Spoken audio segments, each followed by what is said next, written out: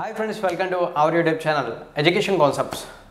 Friends, మనకి around ఒక 4 years back అనుకుంటా రైల్వే డిపార్ట్మెంట్కి సంబంధించిన రైల్వే ప్రొటెక్షన్ ఫోర్స్ రిక్రూట్మెంట్ అయితే జరిగింది. అప్పటి నుంచి ఇప్పటి వరకు కూడా ఆర్పిఎఫ్లో ఎటువంటి రిక్రూట్మెంట్ అయితే మనకి జరగలేదు. ఒకవేళ జరిగినా సరే చాలా తక్కువ పోస్టులతో లేదా ఏదైనా స్పోర్ట్స్ బ్యాక్గ్రౌండ్ డ్రాప్కి సంబంధించిన పోస్టులు ఉంటాయి, వాటికి మాత్రమే జరిగింది. ఇప్పుడైతే మనకి నోటిఫికేషన్లో తెలుస్తుంది ఏంటంటే, అంటే ప్రెస్ నోటిఫికేషన్ అయితే వచ్చింది. ఆ నోటిఫికేషన్లో తెలుస్తుంది ఏంటంటే టోటల్గా 2250 పోస్టులతో ఈ ఆర్పిఎఫ్ రిక్రూట్మెంట్ అనేది రిలీజ్ కాబోతుందని చెప్పి తెలుస్తుంది. సో దానికి సంబంధించి ఒక ప్రెస్ నోట్ కూడా మనకి ఈ మంత్ 2nd రిలీజ్ అవ్వడం అయితే జరిగింది ఆన్లైన్లో. సో ఇక్కడ మనం క్లియర్గా చూసుకున్నట్లయితే government of India ministries of railway board అని చెప్పి క్లియర్గా మెన్షన్ చేశారు. ఇందులో మనకి ఆర్పిఎఫ్, ఆర్పిఎస్ఎఫ్కి సంబంధించిన పోస్టులు అయితే ఉన్నాయని చెప్పారు. ఆర్పిఎఫ్ అంటే railway protection force and RPSF అంటే railway protection security special forces. అయితే ఇక్కడ మనకి సబ్ ఇన్స్పెక్టర్కి సంబంధించి అయితే ఒక 250 పోస్టులు ఉంటాయి. అండ్ కానిస్టేబుల్కి సంబంధించి చూసుకున్నట్లయితే 2000 వరకు పోస్టులు అయితే ఉంటాయని చెప్పి మెన్షన్ అయితే చేశారు. సో ఇది మనకి అఫీషియల్ నోటిఫికేషన్ అయితే కాదు.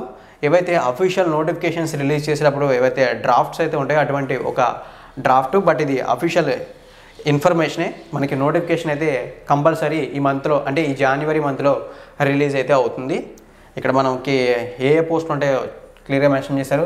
Sub inspector excise and constable excise అని చెప్పి ఆర్పిఎఫ్ ఆర్ ఆర్పిఎస్ఎఫ్ అని చెప్పి క్లియర్గా మెన్షన్ చేశారు. ఇప్పుడు మనం ఈ పోస్టులకు అప్లై చేయడానికి ఉండవలసినటువంటి క్వాలిఫికేషన్స్ ఏంటి, అంటే సబ్ ఇన్స్పెక్టర్ పోస్ట్కి అప్లై చేయడానికి ఎటువంటి క్వాలిఫికేషన్స్ ఉండాలి, అండ్ నెక్స్ట్ లేదా కానిస్టేబుల్ జాబ్కి అప్లై చేయడానికి ఎటువంటి క్వాలిఫికేషన్స్ ఉండాలనే దాని గురించి చూద్దాం. మనం first of all sub inspector జాబ్కి చూసుకుంటే ఉండవలసిన క్వాలిఫికేషన్స్లో graduate from a recognized university అని చెప్పారు. మీరు ఎనీ డిగ్రీ క్వాలిఫికేషన్ది జాబ్స్కి అప్లై చేయొచ్చు. ఏజ్ లిమిట్స్ అనేవి మినిమం 20 years, మ్యాక్సిమం 25 years అన్నారు.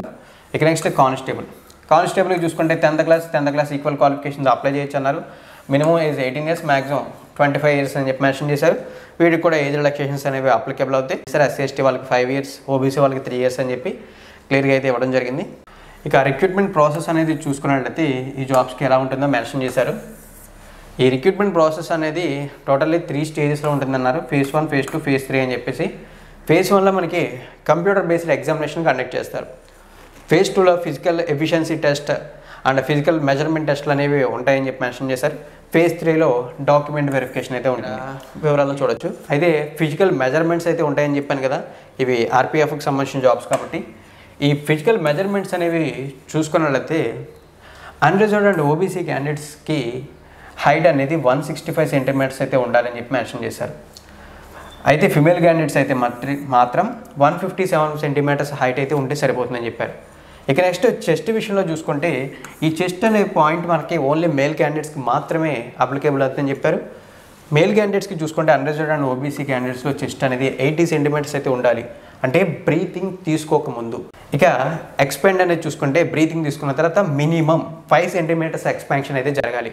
ఇక నెక్స్ట్ ఎస్సీ ఎస్టీ క్యాండిడేట్స్కి హైట్ చూసుకుంటే 160 centimeters అని చెప్పారు మేల్ క్యాండిడేట్స్కి. ఫిమేల్ క్యాండిడేట్స్కి 152 centimetersగా మెన్షన్ చేశారు. ఇక నెక్స్ట్ చెస్ట్ అనేది చూసుకున్నట్లయితే 76.2 centimeters ఉండాలి వితౌట్ బ్రీతింగ్. ఇక విత్ బ్రీతింగ్ చూసుకుంటే 5 centimeters ఎక్స్పాన్షన్తో 81.2 centimeters అయితే ఉండాలని చెప్పి మెన్షన్ అయితే చేశారు.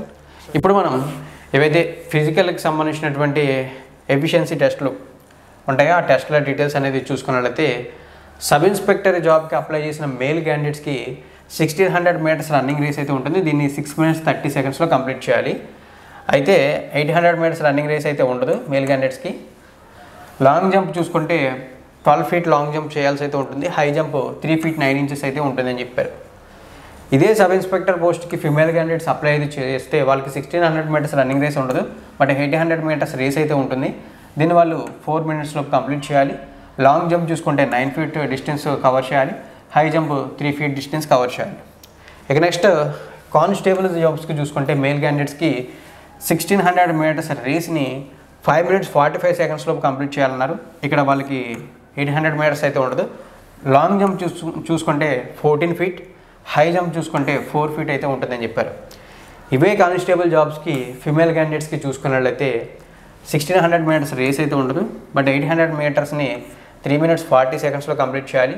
లాంగ్ జంప్ చూసుకుంటే 9 feet డిస్టెన్స్ కవర్ చేయాలి. హై జంప్ 3 feet అయితే కవర్ చేయాలని చెప్పి మెన్షన్ అయితే చేశారు. సో ఓవరాల్గా మనకి ఈ డ్రాఫ్ట్ ప్రెస్ నోట్ రిలీజ్ అవ్వడం ఒక బెనిఫిట్ అయితే అనుకోవచ్చు. ఎందుకంటే నోటిఫికేషన్ రిలీజ్ అవుతుందనే ఒక కన్ఫర్మేషన్ అయితే క్లియర్గా తెలుస్తుంది. ఇన్ కేస్ మీరు ప్రిపేర్ అవ్వాలనుకుంటే ఇప్పటి నుంచి ప్రిపరేషన్ అయితే స్టార్ట్ చేయండి. ఈ డ్రాఫ్ట్ ప్రెస్ నోట్ ద్వారా మీరు ఇన్ఫర్మేషన్ అయితే తెలుసుకున్నారనుకుంటున్నాను. ఈ ఆర్పిఎఫ్ ఏదైతే ఎస్ఐ అండ్ కానిస్టేబుల్ రిక్రూట్మెంట్స్కి సంబంధించి ఇన్ కేస్ ఏమైనా డౌట్స్ ఉంటే కామెంట్ సెక్షన్లో కామెంట్ చేయండి. ఫుల్ నోటిఫికేషన్ వచ్చిన తర్వాత పూర్తి డీటెయిల్స్ తెలుసుకుందాం. ఈ వీడియోకి అయితే ఇంతే ఫ్రెండ్స్. నా ఎక్స్ప్లెనేషన్ మీకు నచ్చినట్టు అనిపిస్తే లైక్ అయితే చేయండి. మరిన్ని ఇటువంటి regular job notification details daily మీరు తెలుసుకోవాలనుకుంటే మన ఛానల్ని సబ్స్క్రైబ్ చేసి నోటిఫికేషన్స్ కోసం బెల్ ఐకాన్ యాక్టివేట్ చేయండి. థ్యాంక్ యూ ఫ్రెండ్స్, వీడియోని ఎండింగ్ వరకు వాచ్ చేసినందుకు.